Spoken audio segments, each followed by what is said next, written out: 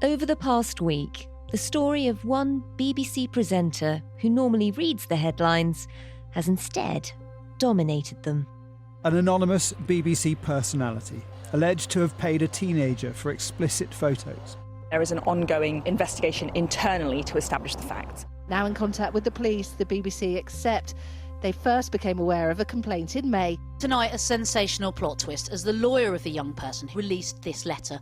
Nothing inappropriate or unlawful has taken place, and the allegations reported in the Sun newspaper are rubbish. BBC News said it had been contacted by a second young person who said they had been approached by the presenter on a dating app. To my knowledge, it's 4 people have spoken out. This is the same presenter being accused by numerous people. He's not been named, but everyone in this building knows who it is.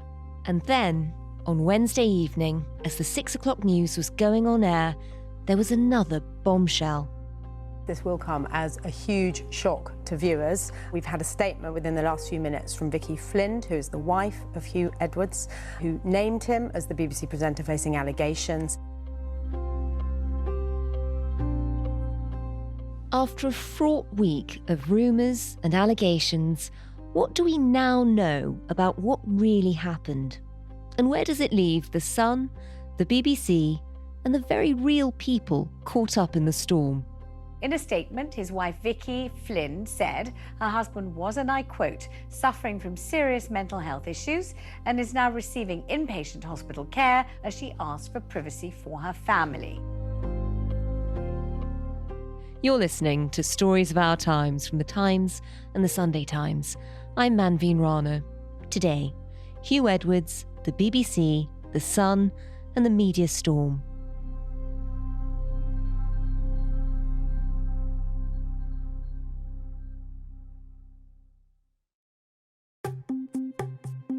My name is Alex Farber. I'm the Times media correspondent, and I'm responsible for covering stories about the British broadcasting industry. Alex has been across this story from the moment it broke. I was lying in bed very late on Friday night, and I received a text message, a WhatsApp message from a friend of mine with a screen grab of the Sun's front page for the following morning, with the headline, Top BBC Star in Sex Pics Probe, and a message underneath that said, "Who's this?" Not much sleeping after that. Well, straight back to work. I did go to sleep, and then the following morning immediately started contacting people to try and discover the identity of the individual at the heart of the claims. And it has been a hell of a week, and after days and days of that speculation, we finally had an announcement on Wednesday of who the presenter was. Talk us through that day, because it was quite an eventful one. There'd been a lot of speculation all week. I came into work. One of the first major events of that day was Jeremy Vine.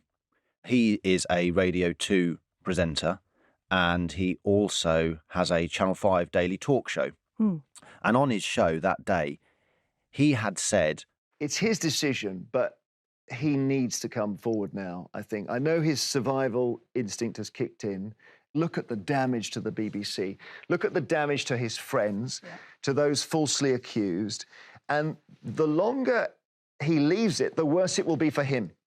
Jeremy Vine was doing that because he was cross that a number of other high-profile BBC presenters were falsely being identified as being the individual in question. So later that day, I got a tip-off. Mid-afternoon, I got a phone call from someone with information that the Metropolitan Police, after a 3-day, what's known as a scoping inquiry, had decided that there was no evidence of criminality, nothing for us to see here. I was waiting for the official confirmation from the Metropolitan Police. I was told to expect a statement mid-afternoon, but almost simultaneously the Met came out with its statement that there was no evidence of criminality. This was shortly before 6 p.m. Immediately after its statement, Vicky Flynn issued a statement naming Huw Edwards as the presenter at the heart of the scandal, and also telling us that he had been hospitalised as a result of all of the mental stress that he had suffered over the last few days. I mean, that was a remarkable statement from Vicky Flint, Huw Edwards' wife. What was it like for you hearing it? So I haven't been at the Times too long. I've only been here since February. And it's certainly one of the occasions in which I've seen the newsroom at its most animated. Everyone was stood up. Everyone was shocked, surprised. It was unexpected. It was the double whammy of A, Huw's been named, and B, Huw's not well. Tell us a bit about the man at the centre of all of this. I mean, for people who haven't followed his career, just give us a little outline of why Huw Edwards, why that name in particular was so surprising. Huw Edwards almost doesn't need any introduction. I mean, he is one of the most famous men in the country. He's the highest paid journalist at the BBC. He's on our screens almost every night, 10 o'clock. He's married. He's got a wife and 5 children. A Christian man. He's a regular churchgoer, and he joined the BBC 39 years ago, way back in the 80s. And he has been with the nation for some of the biggest events in its recent history. He's covered the Queen's death. A few moments ago, Buckingham Palace announced the death of Her Majesty Queen Elizabeth II. The Twin Towers. America is pounded in the world's biggest terrorist attack. Thousands are feared dead after New York and Washington have been hit. Prince Philip's death, the Harry and Meghan wedding, Will and Kate's wedding. The bells of Westminster Abbey ring out as Prince William arrives for his wedding service. Nelson Mandela's death, the Obama inauguration. I mean, it goes on and on and on, the number of seismic events that Huw Edwards has been there to guide us through. For many people, he is the face of the news.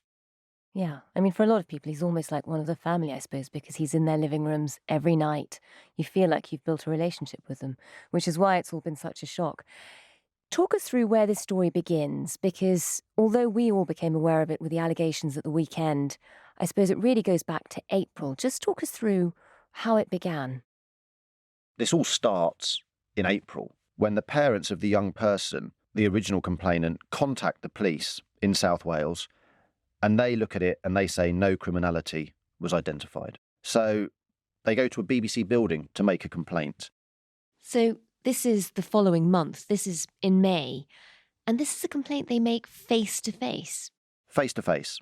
Our understanding is they were told, this isn't how the process works. So the following day, they phone the BBC up to set out their concerns. And they have a long 29-minute phone call with its audience services team.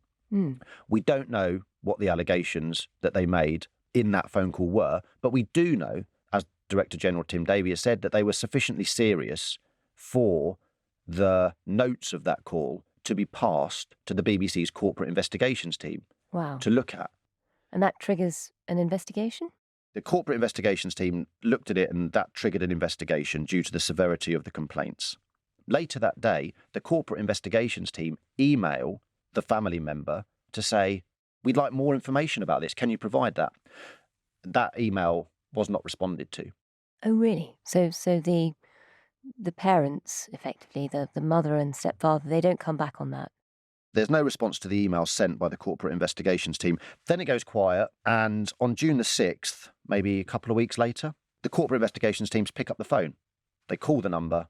The call doesn't connect. Oh. No more information. So at this point, the corporate investigations team is handling 250 claims over the last 6 months, lots of different claims of varying degrees of severity, and they park the investigation. It's left open, but there's no real work being done, it appears, to try and contact the complainant. And they haven't contacted the presenter. They haven't spoken to Huw because they don't feel that they've got enough to go to one of their top stars with, off the back of a 29-minute phone call. They wanted to get more information, verify their identity, bottom out what it is these people are saying, stand it up, and then go to the star. But they got no response to their email, and the phone number doesn't work. Correct. Did they make any other efforts to get in touch with either the young person at the heart of this or their parents? Not as far as we're aware.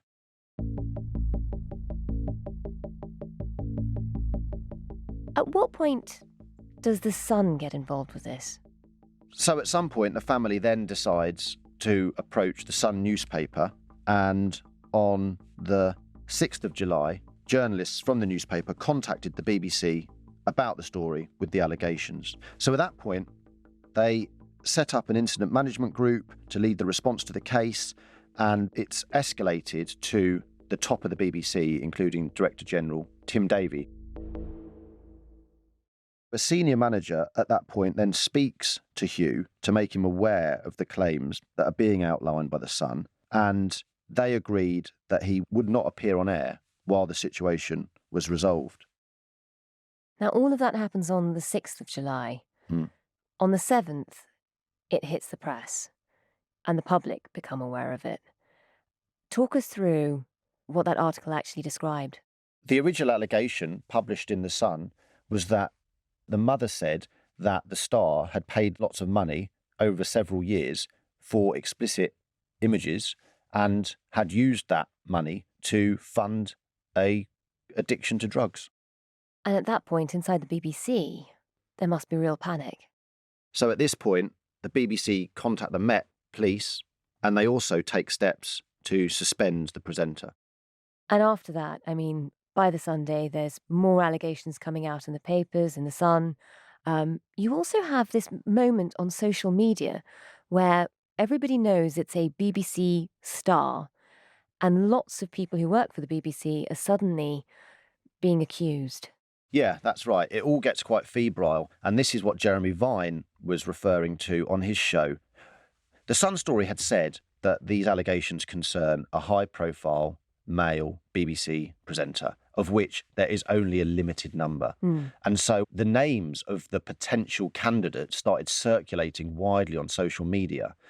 That led to some of those individuals ruling themselves out. Gary Lineker came out against it. Nikki Campbell came out. Rylan came out. They all said, look, you're talking about me. This is nothing to do with me.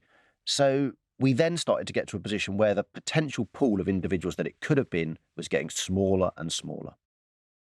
And all of this has happened because in order to protect the privacy of the presenter at the heart of all of this, they haven't been named. They're not being libelled, but it just actually spreads the blame. Lots of people are being accused. It is, as you say, febrile. And then on Monday, there's another bombshell. 6 o'clock, just as the news is about to start at the BBC. You can just imagine the scene. Talk us through what was happening. Monday evening, just before the 6 o'clock news, the BBC receives a letter from a lawyer representing the young person at the centre of the allegations, which disputed what the mother had told The Sun. They say no illegal activity took place with the presenter. The young person is also said to have asked for The Sun to pull the story where the claims were first reported. They didn't just dispute them, they said they were a load of rubbish. The allegations reported in The Sun are rubbish. That came as a surprise to everyone, not least in the BBC. People are gathered round the screens in New Broadcasting House in the BBC's headquarters, audibly shocked. A gasp goes round the newsroom. It's not true. This frenzied weekend of speculation seems to have come to a dramatic end. And yet, there are new allegations. Just remind us of that. Yeah, so the following day, more allegations. Another young person tells BBC News that they'd felt threatened by the presenter. They were a young person in their early 20s, and they'd said, look, I've been contacted by the presenter on a dating app, and he pressured me to meet up with him. I never did that, but when I said I might expose him online for doing what he'd done, I received threatening, abusive, expletive-filled messages. And then further allegations. 4 in total.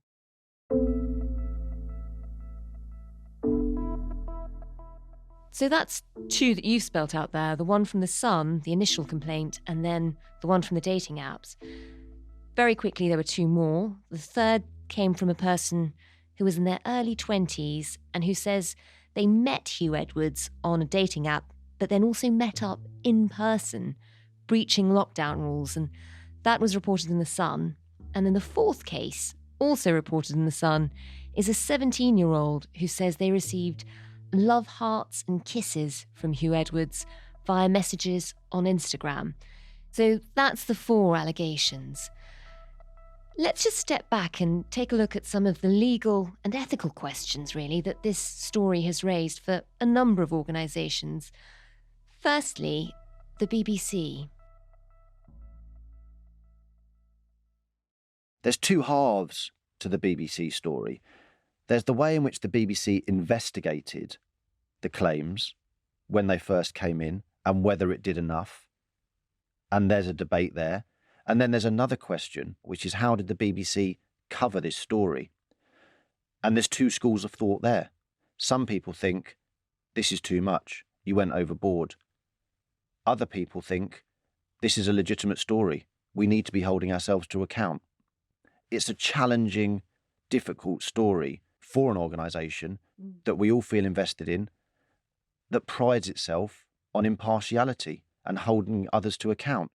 Tim Davie, the Director General, has said that he is to review the BBC's red flagging processes.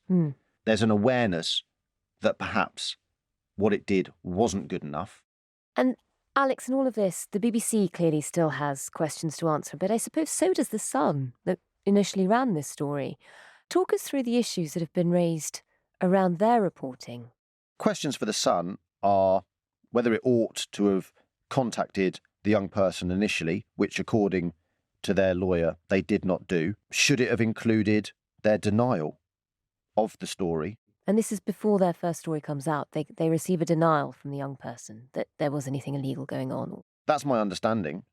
The legal representative acting for the young person said that they sent a response on the Friday saying, I refute these claims, there's nothing unlawful that's happened here, and whether they ought to have published that as a right of reply in their initial story.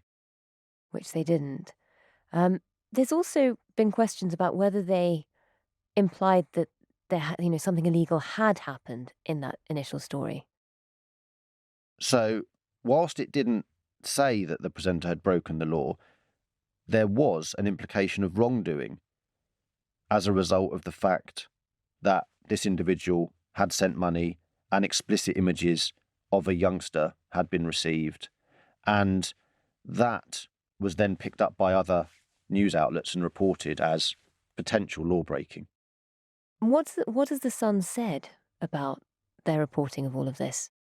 The Sun has stood by its reporting, and it has pointed out that in its initial coverage, it never accused Edwards of illegality. And it has said it was legitimately reporting the concerns of a family about their youngsters' interactions with the individual. And are they going to carry on covering this story? I mean, are they going to have more on Huw Edwards? Or now that we know he's in hospital, what's their response been? The Sun has said it's had no plans to publish further allegations about Huw Edwards. It's also said it's going to cooperate with the BBC's internal investigation process. And what next for Huw Edwards? We know from his wife's statement that he's currently in hospital, having had a severe mental health episode, and that he's going to be there for the foreseeable future. But what happens after that? Will we hear from him in due course? The first thing for Huw Edwards is to get better and his family and get back to some form of stability. He has said, I'm going to make a statement when I'm in a position to do so. It's unclear what that statement's going to say. Will he resign? Potentially. Will he say, I fully plan to come back to work as soon as I'm well enough to do so? Possibly. Will the BBC have him back? Who knows? And Alex, although this sort of feels like a full stop with this story, it has been a whole week of sort of pauses and restarts. And we shouldn't forget that there are still more allegations emerging. Yeah, in some respects, this story is still developing.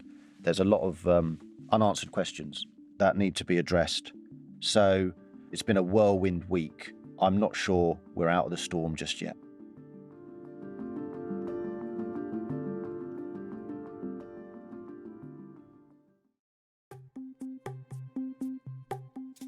We've talked about how this media storm unfolded, but what might come next? Could all of this end up in court? There's one person in every newsroom who everyone turns to at a time like this, and that's the lawyer. So I went looking for ours. I'm Pia Sama, and I'm the editorial legal director at Times Media, which is the publisher of The Times and The Sunday Times. And we should say that although The Sun is part of the stable of papers owned by News UK, this isn't a story that you've worked on with the Sun. You didn't consult on the original yes, story. Yes, to confirm, I don't advise the Sun. I didn't advise the Sun on this story. Pia is brilliant, and we often turn to her on the podcast whenever we're talking about the law and how it relates to journalism. Pia, one of the big legal questions around this whole story all week was why it took Vicky Flint, the wife of the presenter, to name him, why neither the BBC nor the Sun had named him all week. Just talk us through the legal issues around that and why that had happened. So I think there was some blurring of the lines in terms of what happened on the legal side here, and everyone was scrabbling around last weekend trying to work out whether the Sun had not named because of legal reasons. And the principal reason for the confusion was because there has been a line of case law recently which prevents people naming, I would say, in effect prevents naming of those who are under suspicion of a criminal offence. And that judgment came down in the Supreme Court a couple of years ago now, and has become a real problem, actually, for newsrooms and for investigative journalism. And I think the assumption was that judgment had therefore stopped the Sun from publishing his name. When we realised that he wasn't under investigation and the police were not involved, then it seemed clear that was not actually restraining the Sun. And there are all number of reasons why an organisation doesn't name. There are sensitivities around the individuals, which may have had now we know what we do know, maybe they came to play. In other words, so maybe they're thinking about mental health. They may well have been thinking about mental health. That's certainly a factor you take into consideration, the circumstances of the individual. And then you do weigh up the public interest and the privacy. And there's a public interest in the story, and the courts often say you can report a story, but you don't necessarily have to name somebody.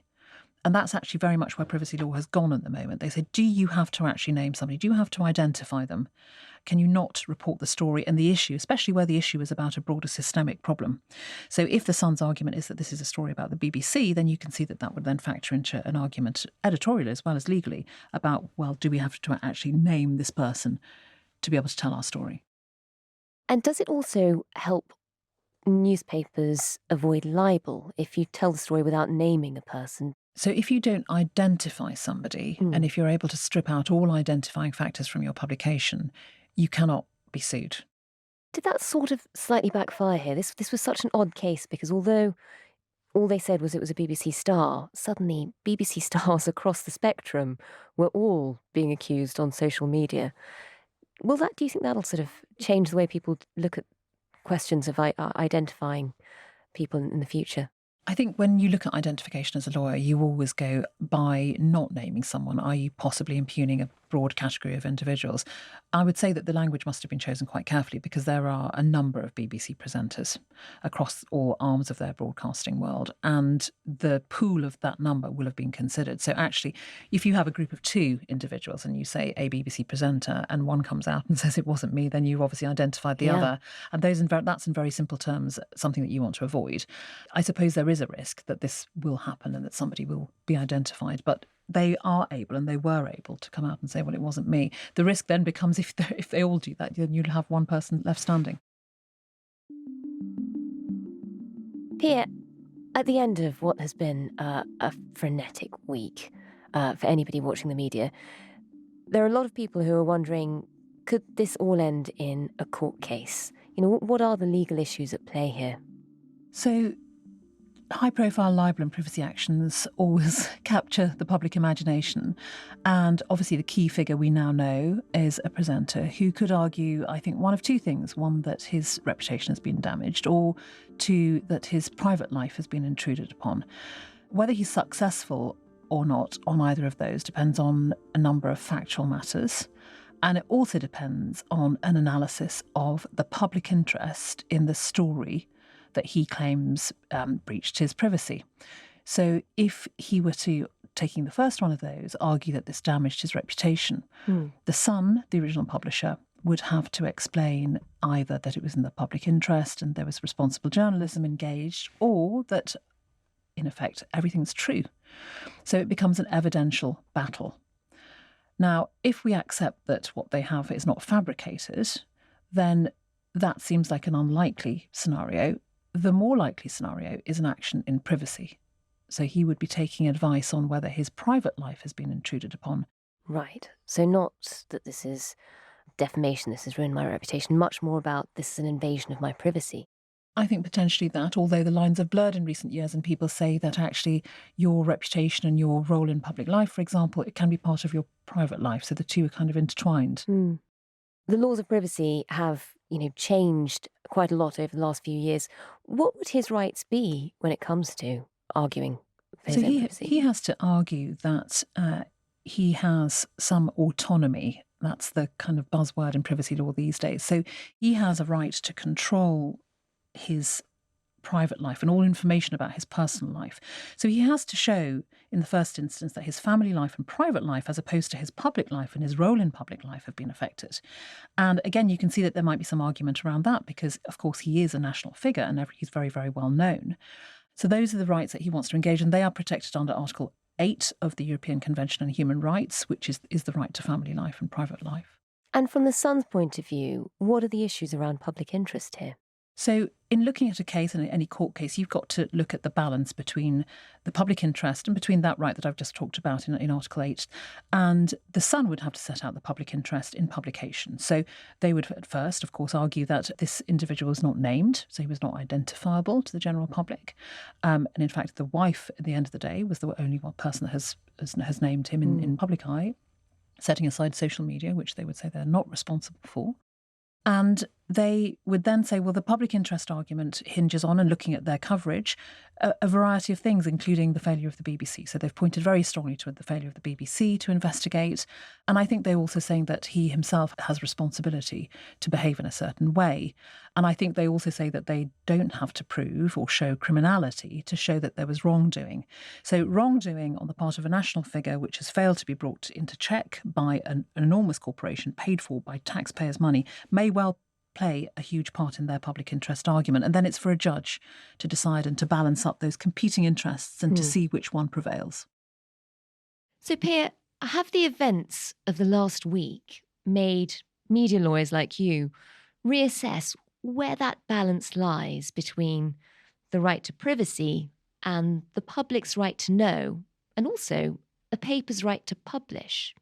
I don't think it'll change the balance, because I think this is the old-fashioned battle of privacy rights against the right to publish. And we are where we've been for many years now. And I don't think that this changes that landscape at all. But I think it's come at a strange time in some senses, because we are at a bit of a crossroads in privacy law because of the recent spate of cases where privacy laws really have tightened up.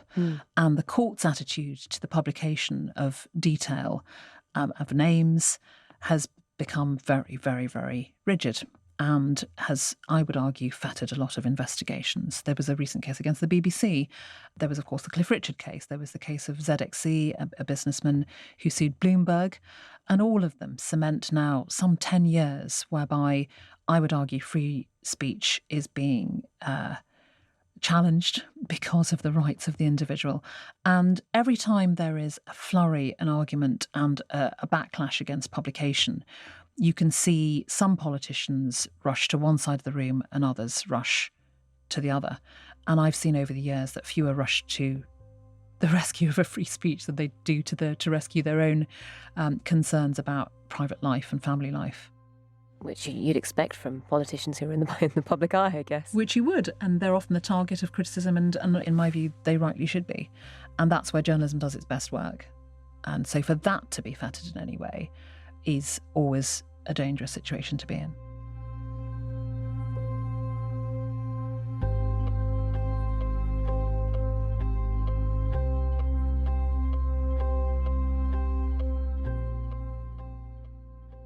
You've been listening to Stories of Our Times, a podcast brought to you thanks to the subscribers of The Times and The Sunday Times, with me, Manveen Rana, and my guests, Alex Farber, media correspondent at The Times, and Piers Sarma, editorial legal director at Times Media. If you're a subscriber, you can read all of The Times reporting on this story at thetimes.co.uk. The producers today were Olivia Case and Edward Drummond, with production help from Priyanka Deladia. The executive producer is Kate Ford, and sound design was by David Crackles. Thanks for listening. See you tomorrow.